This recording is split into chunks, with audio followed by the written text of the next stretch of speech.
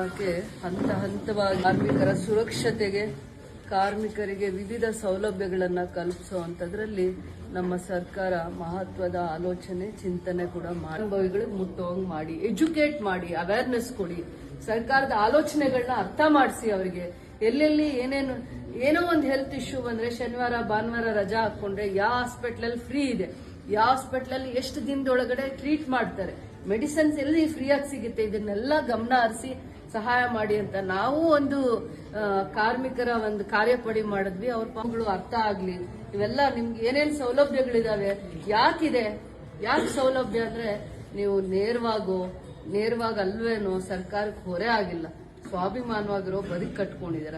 ನಿಮ್ಗೆ ಓದೇ ಅವಶ್ಯಕತೆ ಇಲ್ಲ, ಒಂದು ಕಲೆ ವೃತ್ತಿ, ಅದು ಕಲ್ತಾದ್ಮೇಲೆ ನಿಮ್ ಬದುಕನ್ನ ನೀವೇ ಸಾಗಿಸ್ತಾ ಇರ್ತೀರ.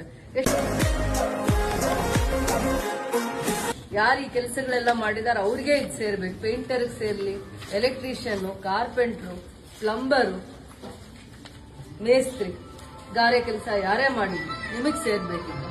ನಿಮ್ ಹಕ್ಕಿದು, ನಿಮ್ ಬೆನಿಫಿಟ್ ಸರ್ಕಾರದಿಂದ 1 ಬರ್ಲಿ 10 ಬರ್ಲಿ 1000 ಬರ್ಲಿ, ಅದು ನಿಮ್ದು. ಕೆಜಿಎಫ್ಗೆ ಮಾತ್ರ ಸೀಮಿತ. ಸರ್ಕಾರದ ಯೋಜನೆ ನಿಮಗೆ ಕೊಡ್ತಾ ಇರುವಂತ ಗೌರವ ಇದೆಲ್ಲ ನಿಮ್ಗೆ. ಈಗ ನಮ್ ಕೆಜಿಎಫ್ಗೆ 1000 ಕಿಟ್ಸ್ ಬಂದಿದೆ.